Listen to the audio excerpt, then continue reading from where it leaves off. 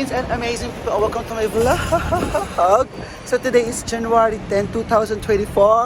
So this is the moment, guys, na uwi na ako ng Pilipinas after 6 years for longest time. So I'm alone, so all by myself, you know, I love myself. So let's explore today and what's gonna be the highlights and what's gonna be the reactions for after 6 years that I've never been visit to my country. Kasi sobrang namimiss ko na talaga ang Pilipinas. Ang daming pangyayari kung bakit ako umuwi ng biglaan sa Pilipinas. So let's see what's gonna be the, you know, the moments and oh my God, I miss my Philippines. I love Philippines. See you in Philippines. So let's update mga ati. Mwah! Happy New Year!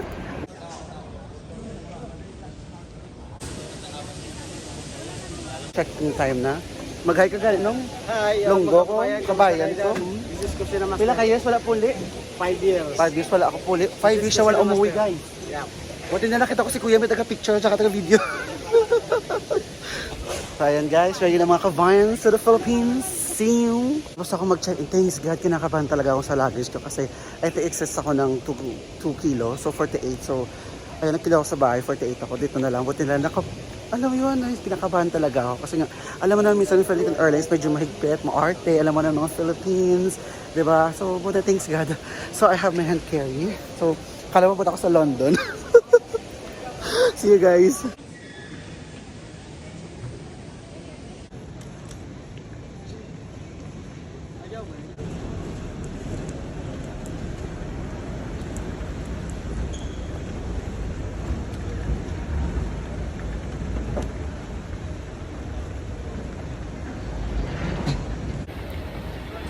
I'm here.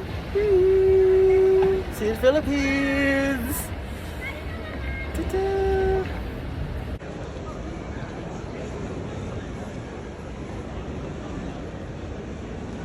Dito na ako sa loob ng departure area kasi nakita ko yung Yellow Bear kasi last year, January 4, kasama ko the Calderons family kasi pumunta kami in Dubai. So now, ako na lang mag-isa. Tsaka pupunta muna ako doon sa pinaka-garden. One of the highlights ng airport. Sobrang ganda rin yun, guys. Same like in Singapore. So, ayun, masarap ng feeling na mag-isa, explore. So, let's see. Hindi ko alam kung ang feeling ko, guys.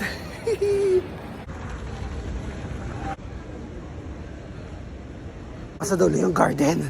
Oh my God, may bitbit ako 7 kilo. Tapos iina ako, guys. Tapos alam yung pawis tapos yung kilikili ko kasi ko alam na sobrang mainit pa konti. Sobrang jacket ng lala mo. So, konti na lang, guys. Malapit na ako sa garden.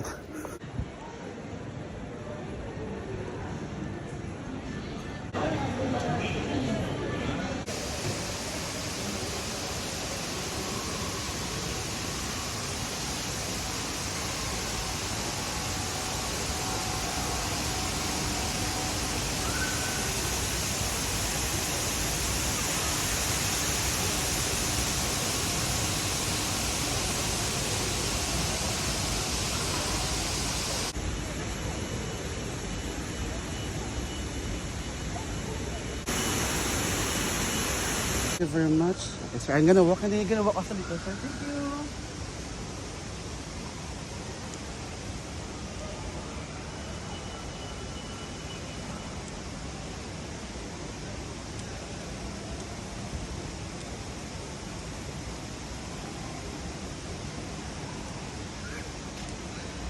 Thank you.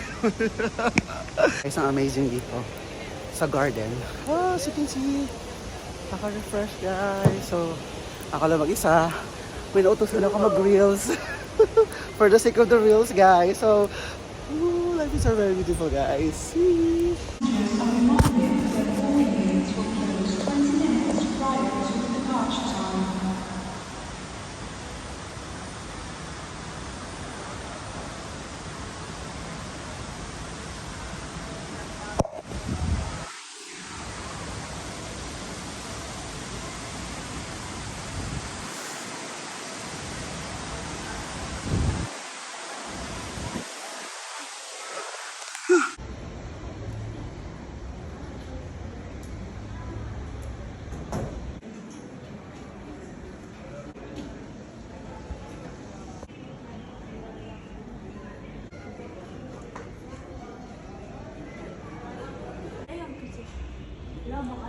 So ako dun sa garden, grabe, sobrang init. Hindi ko talaga expect na sobrang ganda in fairness guys. Alam niyo, nakaka-amazing kasi inside of the, airport of the Hamad International Airport, you have this kind of effect. Diba? Tourist spot din. So, pagtanggal na ako ng jacket, guys, kasi hindi ko talaga kaya init kasi ako lang alone. Alone na ako pa. So, ayun, sobrang hirap pag-struggle. Pero okay lang, naka-reels na ako. Nakakita ko ng mga sun clips. So, ayun, mag-aalas 5 na po ng hapon. Yung aking flight is 7:20. I think before 6:50 dapat nandun na ako. So ayun, may init ako isang friend ko dito. Just wait for a moment. Alam niyo ba, kahit kailan talaga, napakabubito ko talaga. Alam niyo, pinahirapan ko ang sarili ko for 1 hour sa ibit-bit yung 7 kilo ng luggage ko. Pwede naman ako kumuha ng trolley. Di ba, life's so very easy. Pinahirapan ko pa talaga. I know talaga. Alam niyo ba, kahit kailan, hanggang kailan, dito pa rin talaga sa airport, nag-vlog pa rin ako, nagtutour pa rin talaga ako. So hindi pa ako, na-meet ko na yung friend ko na si Kat, so bawal na mag-picture at saka mag-vlog doon. So, may picture pala kami konti lang. So yun guys, medyo full memory na ako. Wala pa ako sa Pilipinas. Paano na lang kaya pag sa Pilipinas na ako, OMG. Try ko doon pumunta sa may Souk, yung bagong spot nila dito na Souk nga, di ba? So may chapati doon. So tinali ko gaano kamura. Kasi nga, di ba, airport medyo expensive yung mga price. So, pawis ako. So ako yung kumakain sa Karakan chapati. So this one, it's 8 real. And, no, sorry pala, 16. Egg and cheese, and then this one is 7 reals. It cost 20 real, not bad. Nakakatawa lang dito guys kasi ang ganda ng vibe, diba? It's very vintage and Arabic vibe. So, sa likod ko niya may screen, may monitor doon, so makikita niyo rin talaga yung flight niyo. So, yun ang ganda talaga dito sa Hamad International Airport kasi lahat very comfortable at saka very, alam mo yun, ang linis, tapos parang ang laki, tapos parang alam mo yun, not just that, it's like, di ba, parang kahit nasa airport ka, ang sarap mag-tour kasi marami kang pwede puntahan to shop and also to take photography, di ba, Instagrammable. So, ayun, so if I were you guys, so hindi lang naman ako nakaramdam ng ganitong feelings sa Hamad International Airport kasi sobrang awesome talaga ng airport na to, the best guys. So, see you in Philippines for a moment.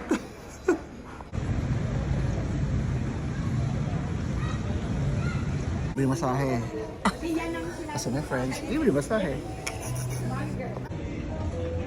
Yes.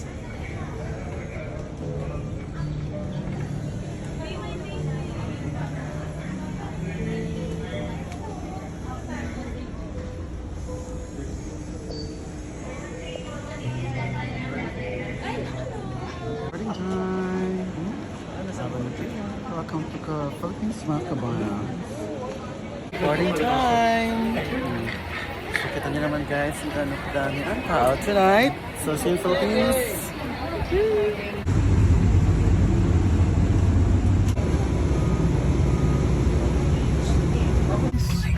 Inside of the airplane. So, andito ako ngayon sa 45K besides of the window. Thank you so much, Denise Calderon, for this. So, guys, 750 po yung aming boarding. 750 po yung alis ng airplane. And then dadating ako sa Pilipinas around 10 AM in the morning. So, ayun, mahabang biyahe. Let's see. So, ayun. I don't know how I feel. Excited ba ako or what? But, we'll see kasi this is unplanned. Yung pag-uwi ko talaga sa Pilipinas. And, we'll see kung ano yung mangyayari for my 20 days stay in the Philippines vacation. Siyempre, namimiss ko yung family ko, yung friends, at saka yung nature, yung natural places. Diba? Tsaka yung Philippines talaga itself and the people. So yun guys, more than 6 years ako hindi umuwi. So this is a very God's plan. So we need to do it and we need to have it and we need to enjoy. This is the moment kasi our family, that's very important because life is very short. So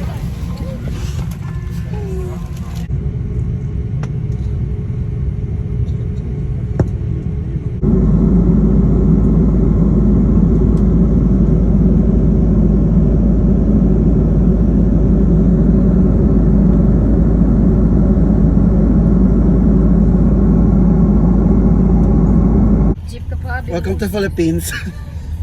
This is gonna late to rain. Ako pa ito ng surprise.